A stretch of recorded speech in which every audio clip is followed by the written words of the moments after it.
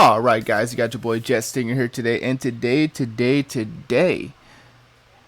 we are here to do a showcase for the boy Ulrich, our newest Dynamo character, our new, well, quote unquote new characters that got pushed into the game to make Dynamo to what it is currently. If you guys don't know, Dynamo's been around since 2.7, but it was a kind of neglected archetype because we really didn't have too much going for it. Technically, Lucy was the first real Dynamo unit, but now with her Euphoria, she now actually has a good building around that. So we're going to go ahead and take a look at Orrich, talk about what he does, and let's get right into it. Alright, so we are here to talk about the boy Ulrich. This is what he looks like with this special skin that I bought, the advanced skin that came with this patch update. And I do think his patch skin looks very cool. It has some of my favorite colors on it, being gold and black. Red is also my #1 favorite color. So if a costume has red on it, more than likely I'm going to buy it. But anyway, let's go ahead and take a good look at him. This is what mine has right now, based off the build that I'm using. So let's go ahead and let's get right into it, and let's actually talk about the boy. So anyway, we're going to talk about his inheritances, skills, cube choices, portray, residence, all that good stuff. And let's get started there. So at I1, he gains the effect called Amplify Surge. When entering the battle, he immediately gains 20 stacks of Dynamo. At the start of the round, if not under a pulsating field of any level, deploys pulsating field level 1. At the end of the round, gain 5 stacks of Dynamo and transfer up to 15 stacks of Dynamo into the pulsating field. At the end of the round, cast 1 Surge Spike 1 time, and its ultimate does not take up the ally incantation draw limit.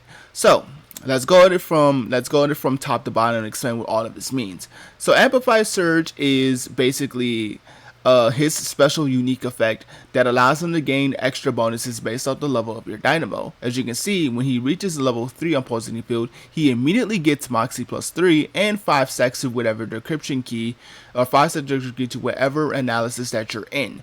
So if you're in Stetral, if you're in Frequency, or you're in Hyper, whichever one that you're in during that round is going to get the decryption key to get further stacks for this effect. So Structural gives you a damage taken reduction effect, and Frequency gives you ultimate might bonus for 1 round. So basically, whichever one that you end up being in at the time you hit level 3, that's what's going to get those extra decryption keys to get the extra bonuses for the field. And of course, Hyper Analysis is unlocked whenever you use his ultimate. So there's that. Under pulsating field level 3, after entering structural analysis and frequency analysis and or hyper analysis status, the corresponding analysis immediately gets 5 stacks of decryption key, and for each stack of decryption key to hyper analysis, reality damage plus 100%. So basically, if you go into hyper analysis before you hit level 3 field, then it means you're getting 5 stacks of this, which of course makes his ult kind of deal 500% more reality damage, which is kind of bonkers. That's kind of bonkers. But anyway, yeah, he actually has a really strong ult, by the way. But yeah, that's what that does. And then when entering the battle, you gain 20 stacks of Dynamo. Dynamo is a special source that was introduced way back when Lucy. Before, it didn't really do anything. It was just like, you know, you use Dynamo, get empowered skills. Now Dynamo is going to be a center thing around this pulsating field. So the pulsating field, if you're new and you've never seen a Dynamo team before, pulsating field is a thing that most Dynamo characters get. And what you're supposed to do is with this pulsating field is you're supposed to spend skills or abilities or anything that can allow you to dump your own Dynamo into this skill to effectively charge up the pulsating field. The field comes in 3 different levels. So level 1, level 2, level 3. Level 3 is the maximum effect. And basically, when you get to level 3, that's when you get all the bonuses. You get like things like ultimate damage bonus, you get incantation might bonus, damage dealt up. And you're basically using that as your window to start bursting. So the whole point of Dynamo team is you want to build up as much as you can before you get your ults ready, then proceed to just start popping off. That's kind of what you want to do with Dynamo in the general TLDR. You don't really ultimate like willy-nilly unless you're in pulsating field level 3. The thing is though is that pulsating field level 3 does not last forever. It only lasts for a couple turns. So basically you get like a 2-turn burst window. You pop off with your burst and then you proceed to just kind of do whatever. So that's kind of just the whole core thing of what you should do with Dynamo is you build up your ultimates, right, with your main corresponding characters. This case being Orrich, Lucy, who got her Euphoria, and any other potential good DPSs that you may run on the team. Like Millennia wouldn't mind getting the extra boost, and she also is a ultimate Might Amper. So you could use it for her. If you're using a support who can actually input some nice damage, then that's also a thing that you can do as well.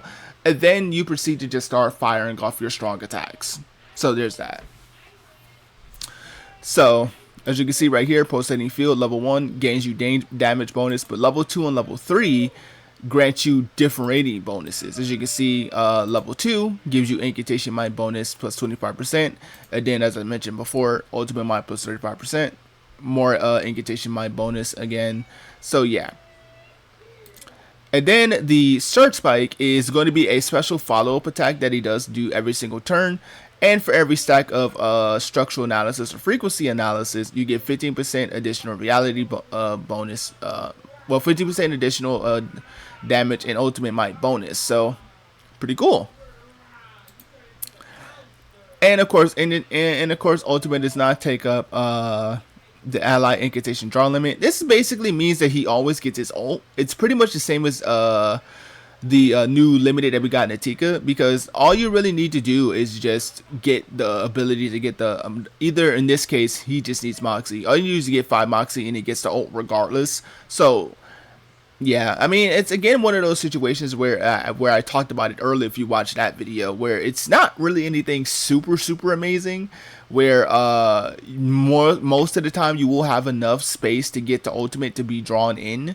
But of course, if with the rare situations where you don't, that means you'll always still get his ult and you'll be able to go into his hyper analysis, which is great. Insight 2 gives him damage delta plus 8%, which is nice.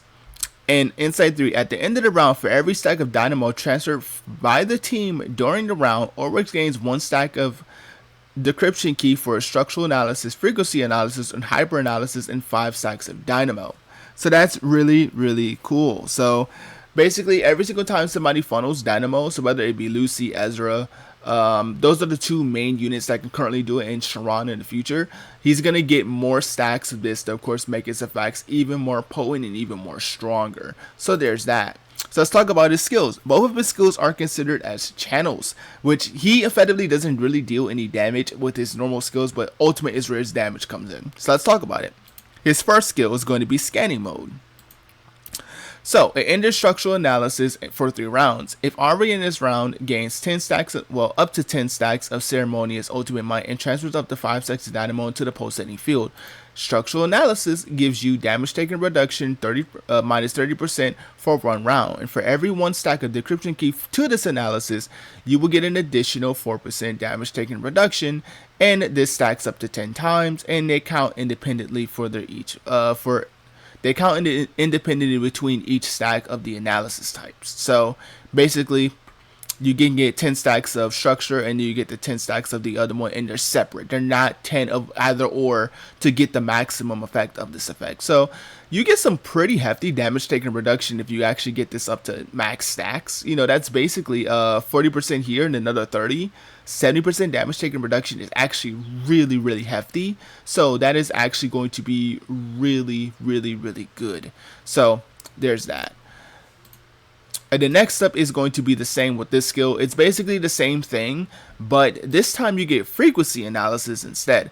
If still under this channel status at the start of the round, grants ultimate might to 30% to all allies for 1 round. For every 1 stack of decryption key to this analysis, you get an additional ultimate plus 4%. This basically gives you a max of 70% ultimate might bonus, which is kind of insane.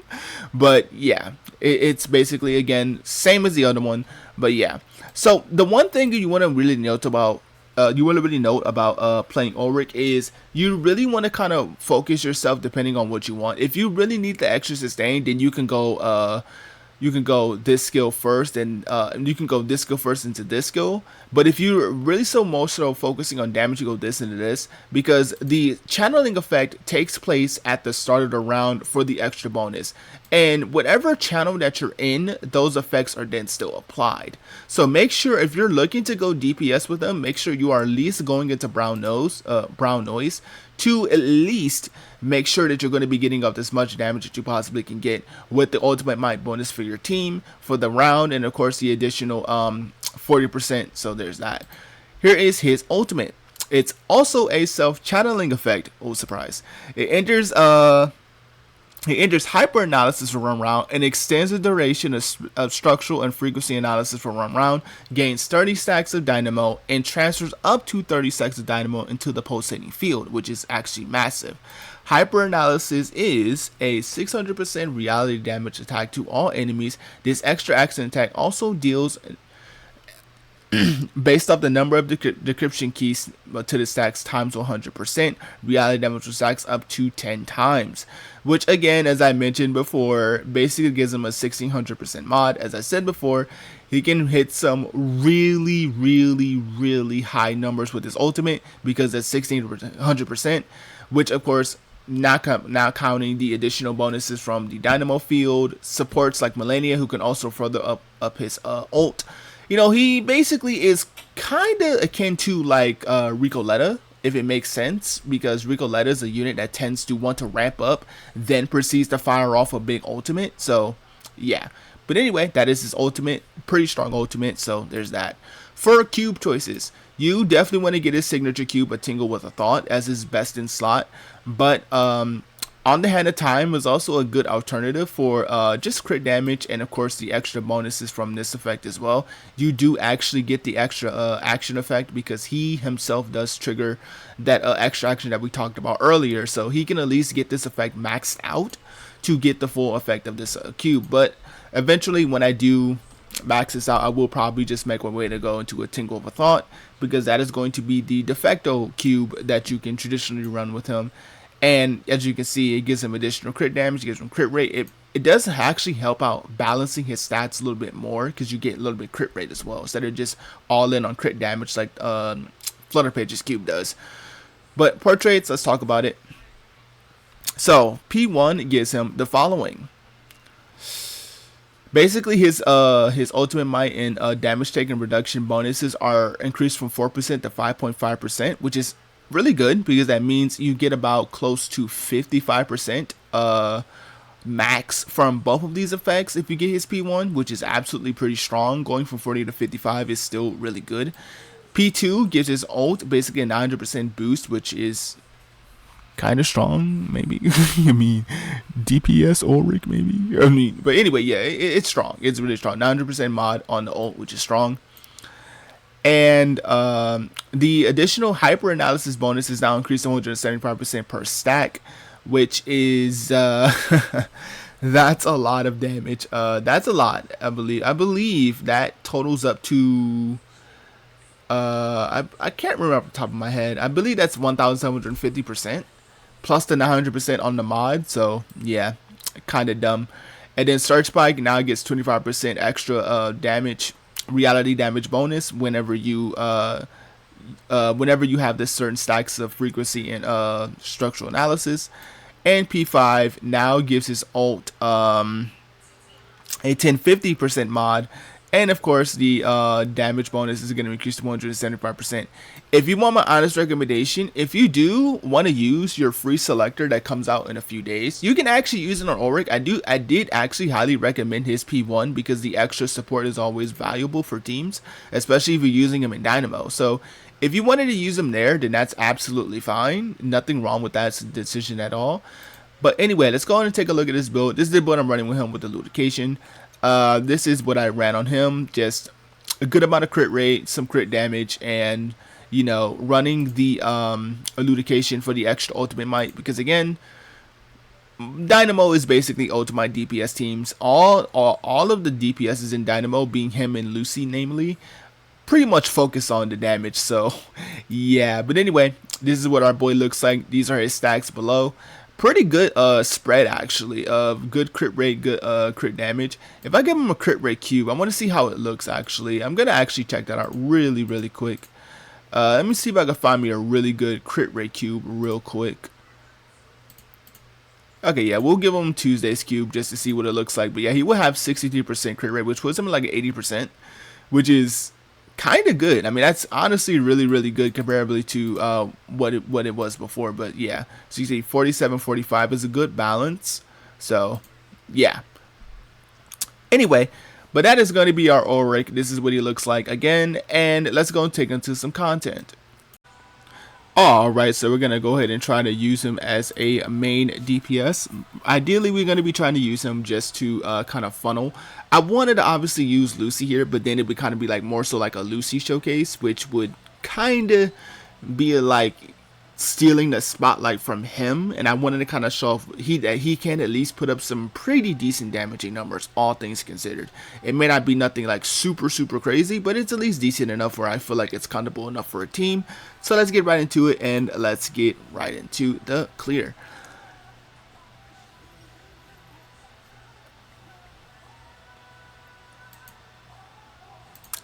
So let's go ahead and get started. We're going to this, and then this.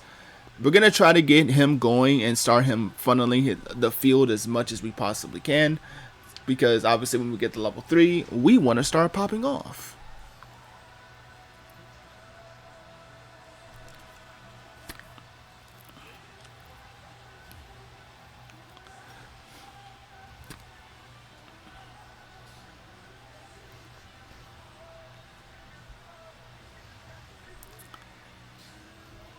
So it does suck when we don't get cards for him on turns too, which is a little annoying.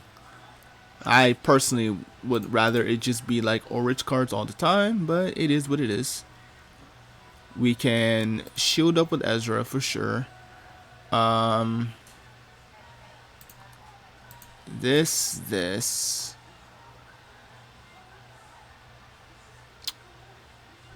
Sure and sure.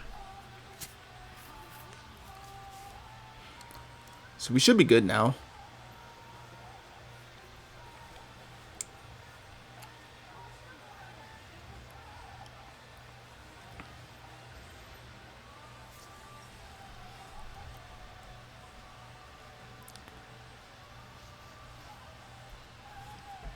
Once we get to level 2 on Dynamo, I think we start to get a little bit better on sustains.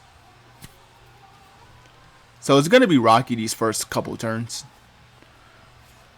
Yeah, we're good now. Because now his mushrooms are going to start automatically maxing out. So that's going to be really good for us. We totally forgot to grab stuff for him. We need to flutter alt. We need to this into this. We can, again, I guess just do this just for the effect. And sure. Just to keep that +1 AP going.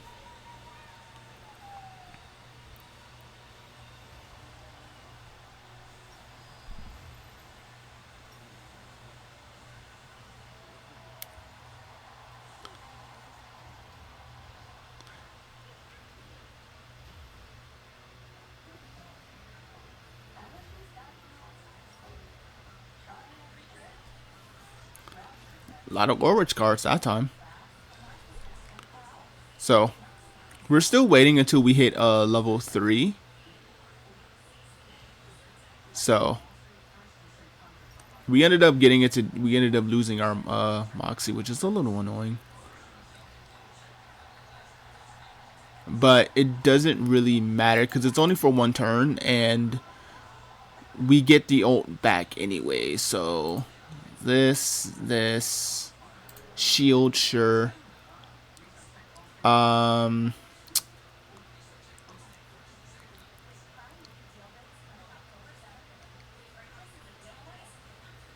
was gonna actually do the, yeah, we can do this. We can set this up now. This, and let's go ahead and just, well, we can't really get any Moxie off of you, so.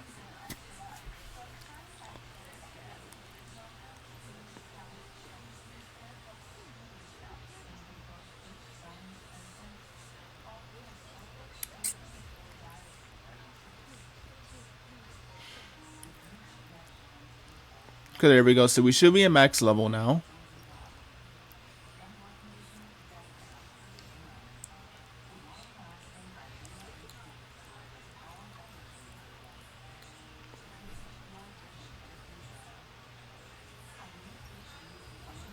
Here's the Ado Mother Earth. Here's the debuff kicking in. So now we have max effect on our field, which let's just check what our Orrich is looking like. So we have 58%, we have 7 out of 10 frequency and 7 out of 10 structure. We have 24 stacks of Ceremonious Ultimate Might. We have some Discernment stacks. We have 2 stacks of Fixed Plan. Okay, so his ult, the ult should be ready. Let me see, don't you have the reduction? Yeah, you have the reality damage now. Good. So you should be able to take some damage here. Let's see if we can get some more stacks before we pop off, though. So this will also allow him to ult a second time. This and then this, sure.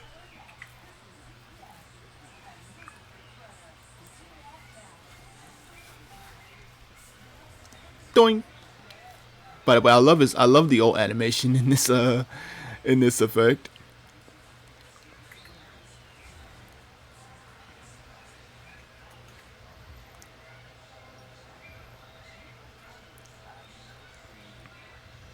Drop the big brick. See? Basically just almost one-shotted him. And there's the follow-up for the one-shot. See? Told you he puts up some good numbers. I told you bro can put up some decent numbers. 600k on a P0R10 build. Pretty good. Pretty good. But that's not even at like full stacks of his effect too. He could have actually did the one-shot if I let his stacks go all the way up to max, which we could have technically took the last turn to just buff and then get more stacks, and then we could have maybe did it that way. But for what it's worth, that's Ulrich, man. Again, very good character. We get him 100% for free. So if you do have the pieces for Dynamo, please invest in him because he's a very strong character.